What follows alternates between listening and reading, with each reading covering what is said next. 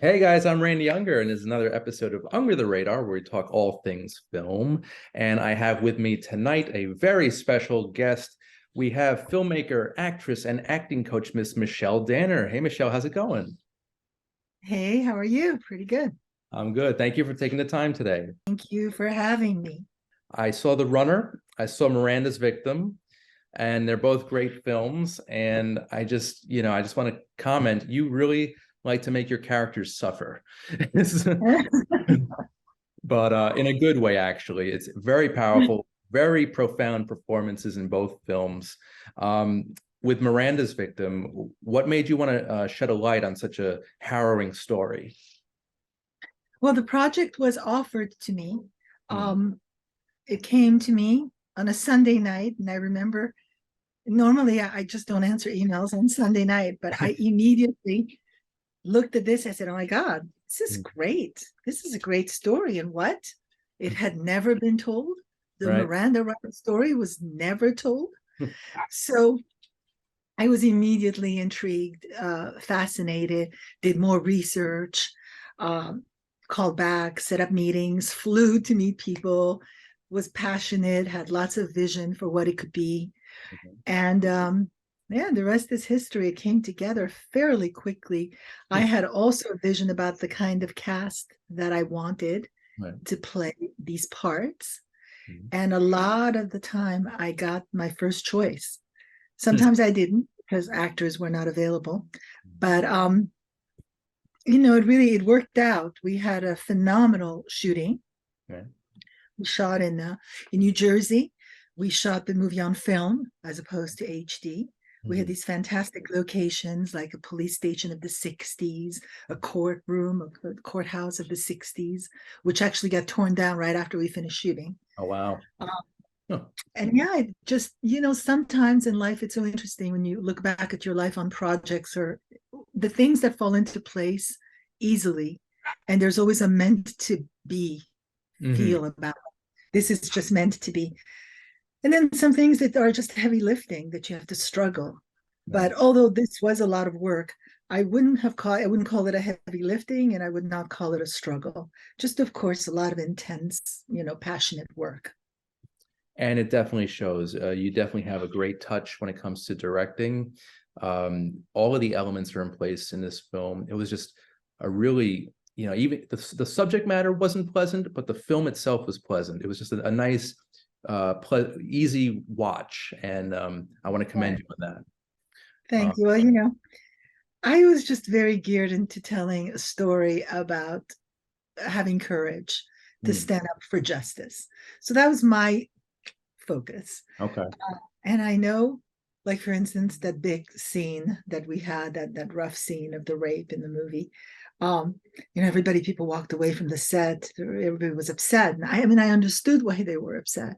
Right. Uh, I was just focused on something that was, more uplifting. So I know that the subject matter was tough, Right. but I was just focused on a feel that I wanted.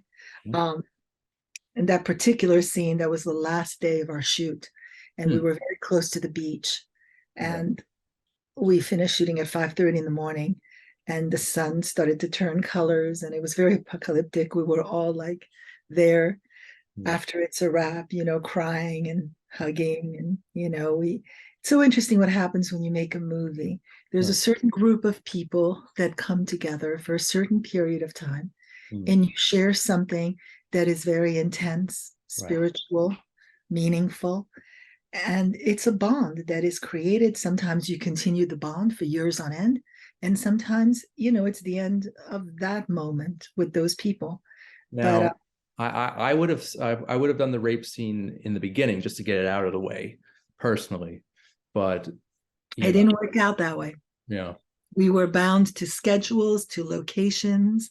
We had a movie theater that only was available those days, Hmm. a courthouse that was being torn down, a police station that was also being torn down. So we had, it's always like that. Yeah, I mean, Right. I'd like to shoot a movie, in a different way and certainly in continuity chronologically, but Yeah. linear, but it doesn't happen that way. Yeah. Well, you piece it together beautifully. Um, I definitely want to talk about the cast here. I mean, you've got a who's who, a real ensemble here. Abigail Breslin, Luke Wilson, Andy Garcia, Donald Sutherland, Ryan Felipe, Kyle MacLachlan. You know, these are just big names. I'm just curious, what was it like wrangling all this talent? Was that a difficult process? No, no. Donald Sutherland was, when he said yes, that really meant something so important. He was my favorite actor. He reminded me of my father, his whole career. So I thought my father, who's no longer here, passed away. I thought my father had a little, that was the hand of God, directing this. And then Enrique Murciano, a wonderful actor that plays Cooley, Mhm. happened to be a student of mine from a very long time ago, one of my very first students. And I always, I cast him in my first movie, his first movie, How to Go Out on a Date in Queens. And I've always contacted his agent every single time that I've done a movie. And Mhm. every time he's been busy, he's worked on Without a Trace and Bloodline and all these great, movies and series. So Right. he's never available because he's so talented. So Mhm. finally, this time I said, well, wait a minute, I'm just going to call him. And he made himself available. He found a way. He wasn't available for another month, but he found a way. And he came to play with us. And Andy Garcia also came to play with us. Fabulous, incredible actor, as we all know. Uh, Abigail Breslin, I sent her the script, and I remember having a lot of other actors that we were considering, of course, when you're casting. And then and I just had a voice inside of me that, I mean, I'll always remember. I'm just going to talk about this voice that said, stop screwing around, just cast a real actress. Okay. And I sent her the script. She read it the day after. We got together the day after, had coffee, connected in a very deep way, and the rest is history. Yeah, I can't believe this is the same little girl from Signs. How she has matured and blossomed as this lovely young actress is amazing. I She, am curious though, what other actresses were considered? um, nobody that I'm going to mention their name, Okay. but not you know what it is. She's somebody who was like 17, 18. Okay. Um, but Abigail Breslin is 18. She looks really young, No, I think she's in her 20s. in her 20s. Yeah. But I let go of that. And Mhm. I did, it was good that I trusted my instinct. Mhm. And then Josh Bowman, who plays her husband, I had Mhm. lunch with him here in Los Angeles, Mhm. and they have a beautiful child. And I thought, well, this family rounded itself up. I thought, well, Emily would be a great Anne. She would Mhm. be a great sister to Mhm. Abby. And then I thought, oh, well, first of all, Mireille is one of my very favorite actresses on the face of the earth. I saw her on Broadway in Who's Afraid of Virginia Woolf. She played Honey, and she was nominated for a Tony Award. And then Mhm. I love that series, The Killing, Mhm. with Brent Sexton, who also came to do this movie. Okay. Um, Ryan Felipe, I've always admired him, and Luke Wilson. And so this all, yeah, it was just all came together. Mhm. Yeah, you did a great job here. I can't praise this movie enough. What was it like on set? What was there? Was there camaraderie? What was the morale high? Incredible, an Good. incredible camaraderie. I mean, I'm friends with the wonderful Dan Laurie. I used to go Uh, see him perform in New York, off Broadway, on Broadway in Lombardy, mm, watch the Wonder Years, and he came out to do the doctor. right, Um, right. I certainly watched Nolan Gold grow up in front of us in Modern Family, and he came and Mhm. played the love interest of Trish, before that event happened. And Lo was loved Taryn Manning's acting. She's wonderful. And she, also gave her heart, as everybody did. Right. Everybody understood that this was an important story that needed to be told. Not every story necessarily needs to be told, but it's okay. Some stories are told for fun. Right. Some stories are told because, they're important. This one falls in that category. Um, but everybody felt, and there was a lot of I can't say the word, friendships. People got together. Our wonderful producer writer George Colbert, who come up with the idea of this, what Mm, happened to the victim, he is the one that went to research it. He has a beautiful house, and he hosted brunches and parties and dinners, and so we the cast felt a bond. Nice. Everybody was happy to be there, and and they, they just had a great experience, and I had a great experience working with them. I love hearing that. Really do. And it's really surprising to me that this story is so powerful, so impactful, that it's never been really told before in such a way.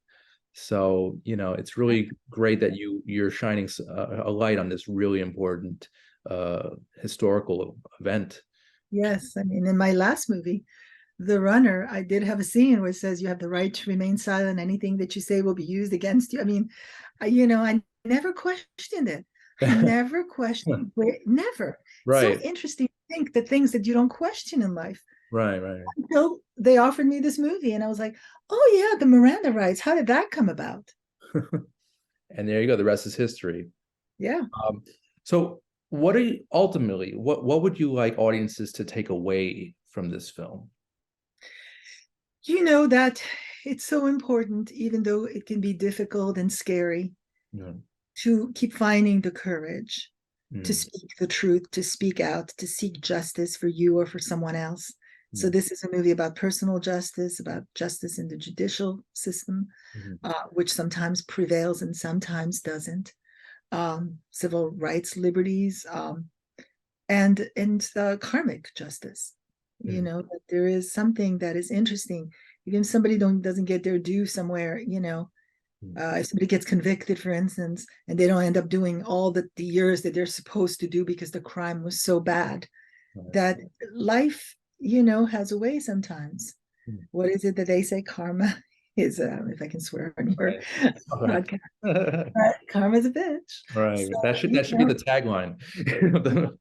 it gets you. And so I like the full circle of this idea of finding justice. That's awesome. I love it. It's great. Um, let's switch gears a bit. I know aside from filmmaking, you are an accomplished acting coach. Talk a little bit about your school and what you hope young actors hope to get from that program. Well, I had 20 meetings. I meet with all my students regularly, and that are enrolled in a conservatory program, which is the Michel Danner Acting Studio, the Los Angeles Acting Conservatory. And everybody is so happy with the faculty, their teachers, Mm, that really want to be there and give something of themselves to this younger generation. mm, Um, I'm very, I don't know what's the word, I don't know, proud that this school is helping so many people and giving a foundation to this younger generation to go out and mm, really do good work, meaningful, tell meaningful stories. mm, So yeah, I mean, people when they really want to express themselves artistically in that way, they mm, long to find community. mm. They long to find a family that they can exchange creative energy with. Okay. And I think that that's very much happening at the school. We are premiering Miranda's Victim the Mm, opening night at the Santa Barbara mm, International Film Festival, which is, just a great honor. nice. And the whole entire, our student body and our faculty are coming up to Santa Barbara to support, walk the red carpet. Nice. And it's at the Arlington Theater, so it's a big theater. Mm, So I'm really excited. I think it's good for them to see, the level of the work that I believe in. One of my very favorite movies is Whiplash.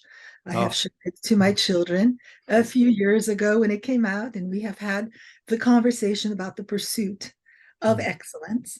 And nice. another theme that runs, through me and that I share, and yesterday was a lot of my subjects of my conversations with students, was this idea that you have to keep being in a place that feels uncomfortable in order to grow as an artist.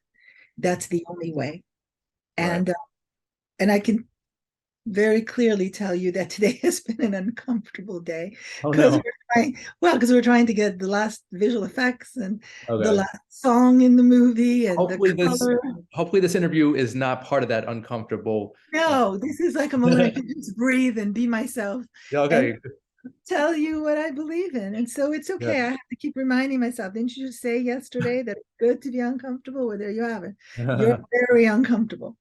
That's not, you should make a movie about that, about an artist trying to get the message out, but all the obstacles that come your way. But Oh, yeah. Well, I've been watching some of these movies at Sundance, and I particularly love after I see the movie, the Q&As. Mhm. And it's great where people are, you really share that. And then you see yourself in every person. You're like, oh yeah, well, that's good. This movie Atonement years ago, I remember listening to the director's commentary, Mm. and they were like, it's so hard, with the kids and at night, and you only have 20 minutes. And I did a movie with dogs and kids. And I was like, oh yeah, well, yes, it's hard for everybody. It's hard whether you have, $40 million or, $200,000. Right. Now I'm just curious, how often do you cast your students? Is that a, Quite often. yeah, that's an easy transition? Quite often. It's an easy transition if they fit the part. I don't just cast them for the sake of casting them. Mhm. There's several students of mine that are playing parts and teachers that teach at our school that are playing parts in Miranda's Victim, Okay.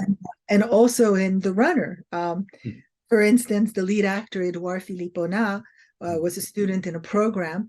And one night, I had, certainly been aware of his immense talent. Mhm. And then one night, all the lights went out on Main Street. So I told everybody, hold up your phone because we have 3 more scenes and I want everybody to get their work up.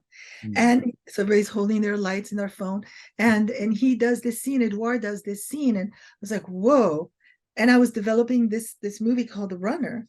I was writing the story, and this writer, Jason Chase Terrell, was writing the screenplay, and I gave it to Edouard, and he loved it, and we found a way to get it made. But the thing was this: we were so close to pushing it to April, and if we had pushed it to April, that's when the lockdown happened. We would have never. I know we would have not made this movie. I just know it. We just got into the elevator as the door closed. Yeah. And then I spent the whole lockdown editing. And I learned something quite wonderful, which was not to be on the fast lane because, since we didn't know what was happening, when we were going to get out of this, there was such a relaxation in the work. I was like, Mm. oh, yeah, well, let's keep going. I just lost track of time. Like I did. therapeutic.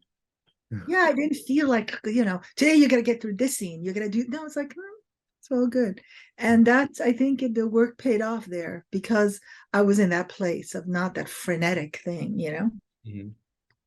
I like that mindset. You're so zen, it seems. That's great. I don't know. Somebody will tell you here, I'm not Zen today. But I try, but wait, the truth is that I am very calm. Everybody has remarked on set that Right. I am very, very calm because I don't like yelling and I like everything being harmonious. I Okay. always make jokes that, I like just classical music and candles and flowers around me. So you're not J.K. Simmons in Whiplash. Yeah, definitely. I know, no, not as a teacher and not as a director. Good, good. I like to hear that too. Um, so in your humble opinion, what makes a great actor? Well, it's an actor that's willing to take risks. Mhm. Risks with their interpretation of the character Mhm. that they're inhabiting, risks with choices, how they're going to play certain moments that they're not necessarily how you would expect somebody to react in that moment. But Mhm. because you inhabited that character so deeply that you understand, something that is just not, that is a little off kilter. I remember Glenn Close once said, I think about how my characters walk in and disturb the air. And I love that idea of thinking like that, to disturb the air. Mhm. Um, but it's a risk taker. I think a great actor, there's a lot of really good actors. Mhm. Uh, there's a lot of great actors. There's a lot of actors that are just, I always say we all have the list. Right. Meryl Streep is not on the list. And when I say that, everybody goes, what? I'm like, no, she's above the list. She defines the list. And so does Daniel Day-Lewis. I Right. mean, it's that kind of acting. And then some people could say, well, I don't have a favorite actor, but I have a favorite performance. Mm. Because sometimes it's that marriage of the actor and the character that comes together. Mm. And they just bring it something that is, spiritual. So if you find that spiritual connection with the character that you're playing, Mm. um, to me, that's great acting. As a matter of fact, I start a master class that I teach called the Golden Box with those three questions. What is great acting? Hmm. What is a great acting moment? And what is a great actor? So that's how I start that class. Well, I think I want to take that class. Actually, that sounds good. April is the next time. Yeah, Yeah. okay, good to know.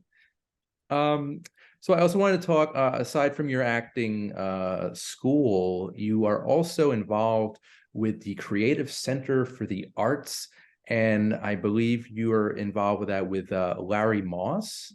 I Yes, just want Larry to, yeah. was a teacher of mine, a wonderful teacher and director. As a matter of fact, we worked on some projects together, and he co-founded with me the theater on Main Street. Since then, since COVID, we have unfortunately moved, and Larry moved to New York. And now I have a small theater, a very cute little location with a beautiful outdoor courtyard and classrooms and offices on Washington Boulevard, close to Sony Studios. As a matter of fact, I had a mural artist go all the way up and paint some quotes. You can't spell heart without art. If you're driving from west to east, if you're coming from east to west, you cannot make art without heart. And those are very, I think, symbolic, Yeah. of our philosophy. So we have, since COVID, slowly but surely, we've, started again, and we have classes in person, of course. And I've been working during COVID with the wonderful, formidable actress, Anne Archer, who I absolutely adore. And we worked on a piece on a one-woman show called The Ticket to the Circus, which is written by Bonnie Culver, who was a friend of Norris Church Mailer, who was the wife of Norman Mailer. And it's a beautiful piece. It's incredibly well written and gives a great performance. We filmed it, and we're going to show it on virtual theater fairly soon in the next few weeks.